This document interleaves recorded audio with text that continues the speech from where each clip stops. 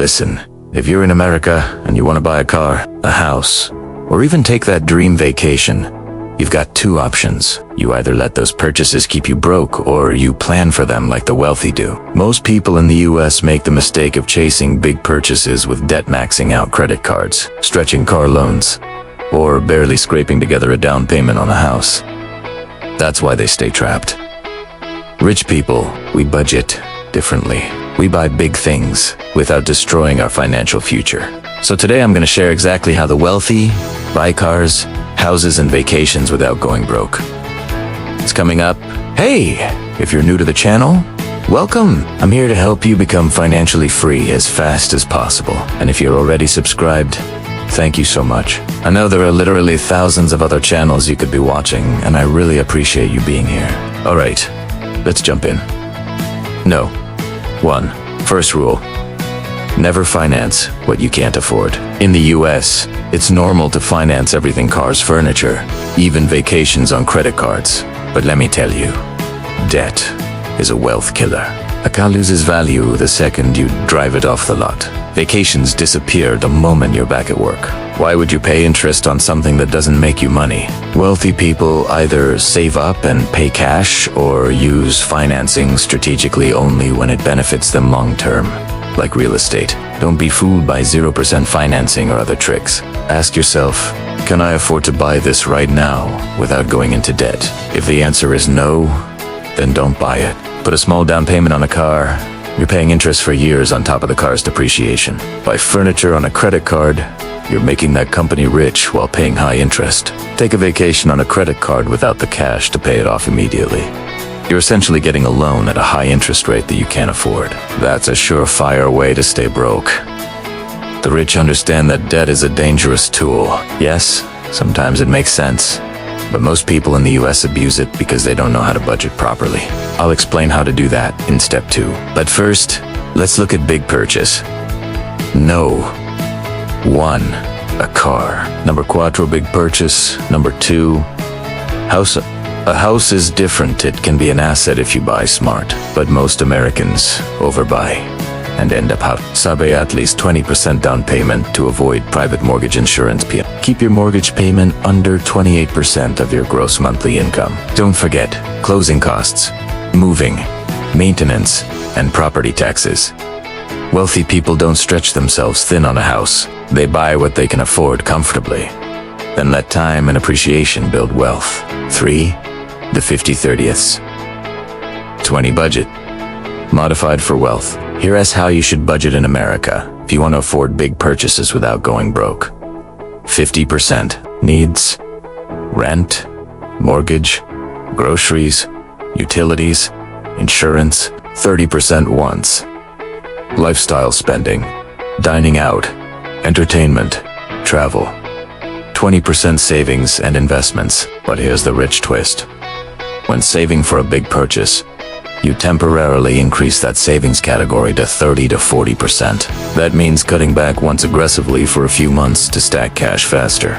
Number 5, big purchase. Number 3, number 5. A vacation should be a reward, not a financial setback. Here's the rich rule.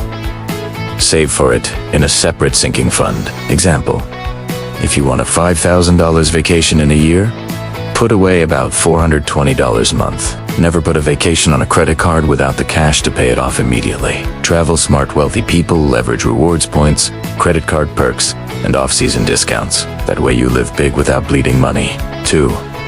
Rich man's strategy. Sinking funds. The key to budgeting for big purchases in the US is sinking funds. Instead of scrambling when it is a time to be, you create a separate savings account just for that goal. Label it car fund, house fund, or vacation fund. Automate transfers every month. That's how wealthy people plan. Money grows quietly until it's time to strike. If you want to succeed financially, you have to think and act differently than most people. And one of the ways the wealthy do this is by controlling their emotions. When it comes to money, we don't let impulses dictate our financial decisions. Instead, we take a thoughtful and strategic approach to money management. This is crucial because emotional spending can lead to financial ruin, especially in a consumerist society like the United States, where we're constantly bombarded with messages telling us to buy more stuff. But let's be honest, we've all been there. You see something you like, and instead of thinking about whether you can afford it or if it fits into your budget, you buy it because you feel like you deserve it. Maybe you've worked hard and long and you want to treat yourself. Or maybe you're feeling stressed and you want some retail therapy. Whatever the reason, emotional spending can feel good in the moment, but it can lead to serious financial problems down the road. As the richest people in the world know, the first step to financial success is to take control of your emotions. When it comes to money, this means being honest with yourself about why you want to buy something. Are you actually going to use it, or do you just want it because it looks nice? Once you understand your motivations for buying something, you can make a more rational decision about whether or not it's worth the price. It also helps to have a budget and stick to it. A budget doesn't have to be restrictive or boring. It's simply a plan for your money that helps you make smart financial decisions. With a budget, you can track your income and expenses and identify areas where you can cut back if you need to make a big purchase. And finally, don't be afraid to delay gratification. If you really want something but you're not sure you can afford it, wait a few days before you buy it. This will give you time to think about whether you still want it and to figure out how you're going to pay for it. Now, let me tell you about a time when I struggled with emotional spending. I remember when I was starting out, I really wanted to buy a new car. I saw it as a symbol of success, and I felt like I deserved it. But I knew I couldn't afford to buy it outright. So I went to a dealership, and I started looking for a car that I could afford to pay for with a loan. I found a car that I liked, and I took it for a test drive. I loved it, and I felt like it was the perfect car for me. But then I sat down with the dealer and he started talking to me about financing. He told me what I could afford to pay each month and how much I could borrow, and I started to feel like I could justify buying the car. I felt like I could afford to make the monthly payments, and I had a steady income. But then I stopped and I took a deep breath. I knew I wasn't being smart about my spending. I was making a big purchase based on emotions rather than logic. So I thanked the dealer for his time and I drove home in my old car. It was a hard decision to make, but I knew it was the right one. I didn't buy the car and I didn't make any rash financial decisions. It's easy to make big purchases impulsively. We see something we like and we want it. We feel like we deserve it and we go out and buy it. But the truth is that the richest people in the world don't buy things impulsively. They think about their purchases carefully and they make sure they fit into their budget. They don't let their emotions get the best of them. When it comes to money, it's easy to blame society for our bad financial habits. After all, we're constantly bombarded with messages telling us to buy more stuff. But the truth is that we're responsible for our own financial decisions. We have the power to control our emotions and make smart financial choices. So the next time you're tempted to make an impulsive purchase, stop and think about it. Ask yourself why you really want the item and if it's worth the price. If you can't afford it, don't buy it. Trust me, it is better to be patient and wait for something than to make a rash purchase that you will regret later.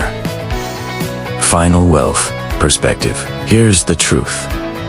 Most Americans let big purchases make them poor. They buy a flashy car. They overextend on a house. They charge vacations on credit cards. Rich people do the opposite. We plan. We budget. We save first. Then we buy. You don't get rich by saying, I deserve it now. You get rich by saying, I'll wait until I can afford it.